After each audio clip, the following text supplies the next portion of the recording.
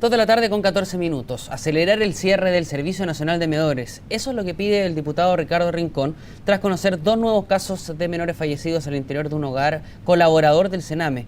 Para profundizar en esto nos acompaña el diputado de la Democracia Cristiana, Ricardo Rincón. Diputado, ¿cómo está? Muy buenas tardes. Buenas tardes, Sebastián. Diputado, si hubiese que ponerle una nota al Sename, ahora, en la situación actual, ¿qué nota le pondríamos?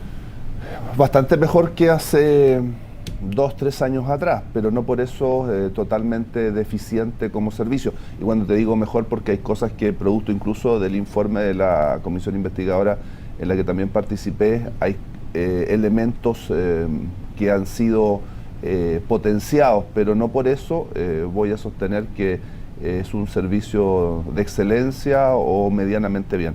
Es un servicio que cumplió su ciclo y que a mi juicio debe terminar ese ciclo, pero debe dar paso a servicios que verdaderamente sean profesionales, idóneos, con recursos adecuados, y en un proceso que implique ello, usted tiene que evidentemente tomar una serie de medidas que vayan aún potenciando esta institución, porque usted ninguna institución la termina y da paso a nueva institucionalidad en 24 horas o en un mes o en algunos meses. Ahora, diputado, usted está pidiendo que se acelere el cierre del Sename.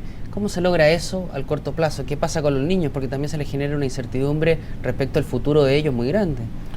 Lo que usted tiene que hacer es crear institucionalidad nueva. No se trata de cerrar y simplemente dejar en el limbo a quienes requieren de atención y cuidado y a veces también de protección. Pero para crear nueva institucionalidad usted tiene que tener la capacidad de recursos y la disposición de recursos para ello, en el sentido de tener servicios verdaderamente profesionales. No olvide usted que en el Sename conviven 2 realidades: el ámbito de la protección con el ámbito infraccional o penal. Y al solo hecho de separar, pero a servicios que verdaderamente cuenten con recursos, sean profesionales, es un avance. No es llegar y cerrar, pero el servicio actual tiene que seguir mejorando sus procesos, sus fiscalizaciones y evidentemente, sobre todo, a mi juicio, hacer carne en lo que dice relación con los aspectos funcionarios. Yo creo que ahí hay un déficit bastante fuerte. Si usted ve infraestructura, por ejemplo, se han intervenido más de 100 centros y se han cambiado sustancialmente. En mi propio distrito, en Rengo, el centro de lactantes fue prácticamente remozado entero. Lo que era originalmente un problema de carácter eléctrico, como una amenaza de vida para los lactantes, terminó siendo un remozamiento integral que se ha hecho en más de 100 centros, pero son más de 200 los del Sename, y no basta solo el tema de la infraestructura. Se han aumentado las OPD sustancialmente, casi 100 nuevas, eso es fundamental, pero los PRJ o los programas de representación jurídica siguen radicados en Senames y en OCA y no tienen autonomía adecuada para velar por la defensa de los niños que están en estas instituciones. No existe un defensor de los derechos del niño en Chile aún. Entonces, no es llegar y cerrar el Sename. Requiere muchas más cosas y elementos, incluso estando vigente, para poder dar ese paso fundamental que, por cierto, hay que acelerarlo. Ahora, diputado, sin ir más lejos, un niño que entra en el Sename entra con una incertidumbre tremenda. Sin ir más lejos, hace menos de 2 semanas fallecieron 2 menores en San Fernando. Acá en Santiago falleció una niña de 11 años. ¿Qué es lo que está pasando en el Sename, que se están muriendo los niños? A ver, hablemos de que entra al Sename como institución, pero el Sename no solo administra directamente, hoy día deben ser 8.300 más o menos, el anuario 2015 da cuenta de ello, pero de esos poco más de 1.300 directamente administrados por el Sename, y el grueso a través de las instituciones colaboradoras. Entonces ahí hay una responsabilidad muy fuerte de los privados en estos temas. ¿Pero la fiscalización? No, por cierto, la fiscalización hay que reforzarla y fuertemente, claro, pero eso requiere de procesos adecuados, de recursos adecuados, y por eso yo, por ejemplo, le hablo de los PRJ, que son los programas de representación jurídica. Si usted los tiene radicados en el Sename o en las propias OCAs cruzadamente, no va a tener un programa independiente que tenga la autonomía y la fuerza para poder hacer las fiscalizaciones. Por eso que nos parece adecuado que, en definitiva, sean parte del Ministerio de Justicia y que se garantice la independencia de los abogados en esa representación jurídica. Pero hay otro dato que no se señala. En el Servicio Nacional de Menores se están atendiendo quienes no son niños y quienes debieran tener, por lo tanto, otro ámbito de atención. Incluso, y lamentando que hayan muerto, han fallecido adultos. Sin ir más lejos, en el mismo lugar donde fallecieron estos dos menores. Exactamente, entonces de repente se instala un fallecimiento y muchas veces, con todo lo lamentable y terrible que es, no es un niño, sino que entró muchas veces, o a lo mejor siempre como niño, pero terminó en el Sename por una serie de deficiencias del sistema como adulto. Incluso hay hoy día adultos mayores que son atendidos por el propio Servicio Nacional de Menores, no calza, ¿no es cierto? No es la misión institucional. Entonces la sociedad no se hace cargo tampoco de esos temas, porque en el fondo son mayores o adultos que están en abandono, en una situación de total abandono, pero que lo está cobijando el Servicio Nacional de Menores, que no dice relación con su misión institucional. Claro. Y eso tampoco se transparenta en la sociedad. Pero ahora, ¿qué pasa con los menores? Porque, claro, se está cobijando a adultos mayores. ¿Cómo se separan los adultos mayores de los menores en el mismo recinto del Sename, por ejemplo? ¿Cómo se les puede llegar a vulnerar incluso la integridad de un menor con una persona que también tiene las mismas deficiencias, pero incluso un poco más exacerbadas con un adulto mayor, por ejemplo? Lo que pasa es que derechamente nosotros deberíamos tener para los adultos mayores un servicio que diera cuenta de su especial atención y de su delicada atención, porque es totalmente distinta la preocupación y el tratamiento técnico respecto a un adulto mayor que respecto de un niño. Y el sistema no está haciendo ninguna de esas diferencias. Y eso es parte de la falencia del sistema. Evidentemente, cuando una persona que está en alguna de estas residencias, sean del Sename o no lo sean de las instituciones colaboradoras, tiene una serie de deficiencias en términos de salud o de patología, está expuesta a la posibilidad de tener una afectación que implique su muerte. El punto está en que existan los controles de salud adecuados por quienes tienen que hacerlo. El Sename tampoco tiene esa especialidad. Esa especialidad la tiene el sector salud de nuestro país, que, como yo he dicho en más de alguna ocasión, de repente como que pasa colado en esto, porque ¿quién medica? No es Sename. ¿Quién controla la medicación? No puede ser Sename. ¿Quién modifica medicamentos, receta nuevos medicamentos? No puede ser Sename. Tiene que haber una integralidad del Estado para abordar estos temas. Entonces, por eso nosotros siempre hemos dicho, hay una situación de riesgo latente, pero porque el Estado como tal no está abordando este tema con esa integralidad que debiéramos demandarle. Diputado, en el caso de cuando murió esta joven, esta menor de 11 años, se pidió la renuncia de la directora en ese entonces del Sename, Marcela Labraña. En San Fernando se mueren dos menores, pero no se ha hablado nada de la dirección, de cómo toma las medidas frente a esta situación. ¿Cómo lo está viendo usted? ¿Se podría iniciar una nueva comisión investigadora?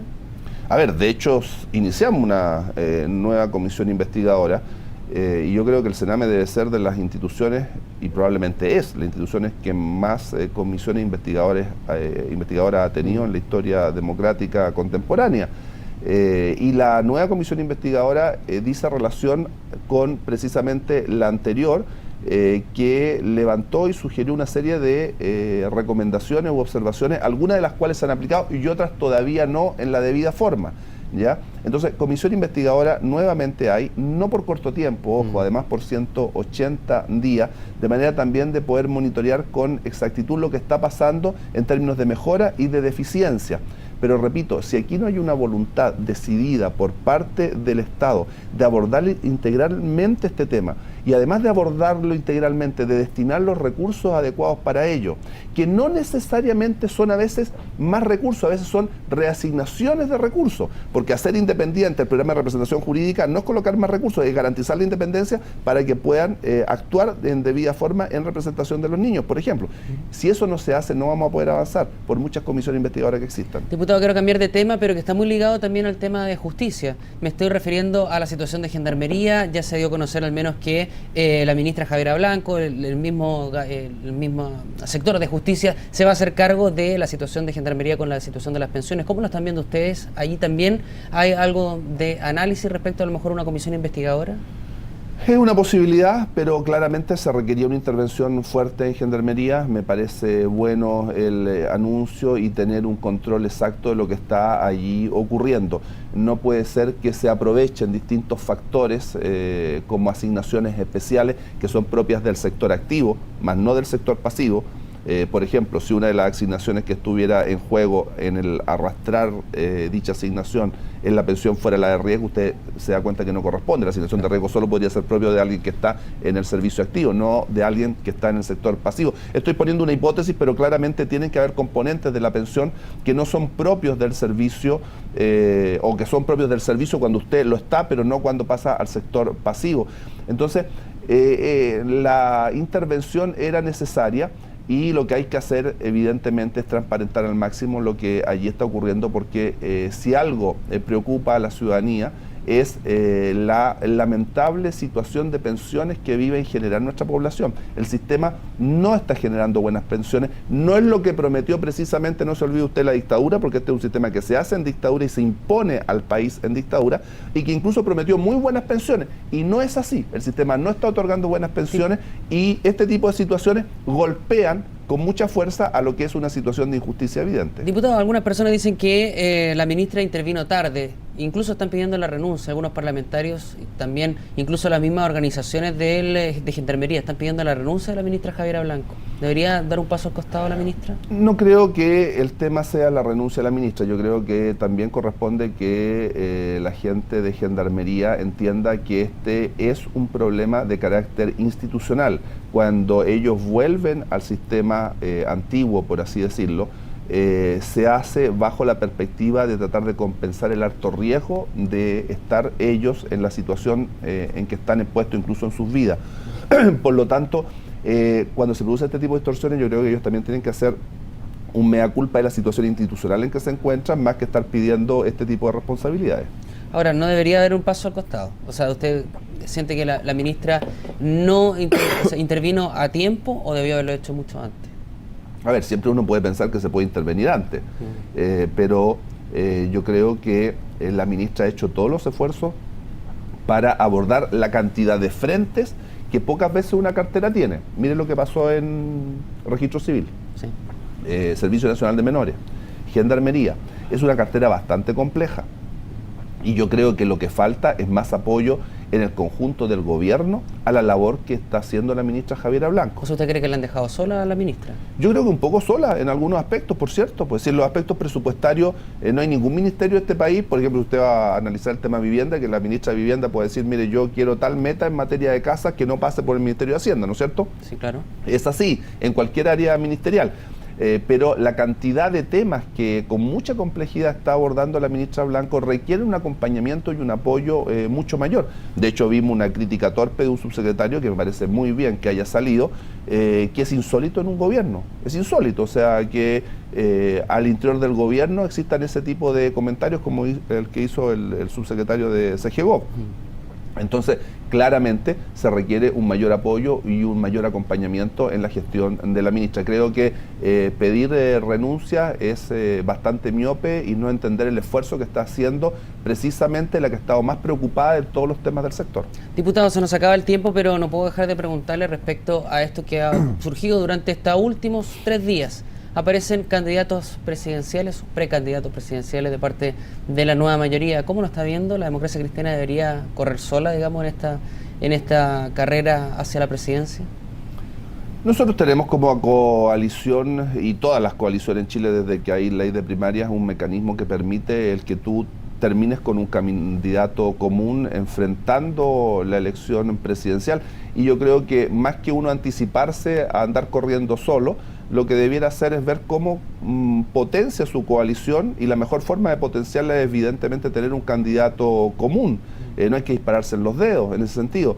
Y además porque una elección primaria te da la posibilidad de medirte, no te deja en el acuerdo tras bambalina, en el acuerdo entre 4 paredes, sino que efectivamente de medirte y si tienes la potencia necesaria de encabezar la coalición. Entonces yo prefiero y voy a preferir siempre, evidentemente, ir por ese camino, lo que no significa que no tenga críticas profundas a cómo está funcionando la coalición, que es algo totalmente distinto, pero existiendo un mecanismo más de rango legal para buscar el potenciamiento común, sería miope no ocuparlo y absolutamente antojadizo el pretender saltar directo a la papeleta de la primera vuelta. ¿Quién le gustaría que fuera candidato de la democracia cristiana? ¿O de la Todos nueva mayoría? saben quién es mi candidata, lo sabe y es lógico, pero es con el sesgo del hermano que ama a su hermana, como en el caso de mi hermana Jimena Rincón, y que ha tenido una trayectoria en política que a mi juicio es reconocida.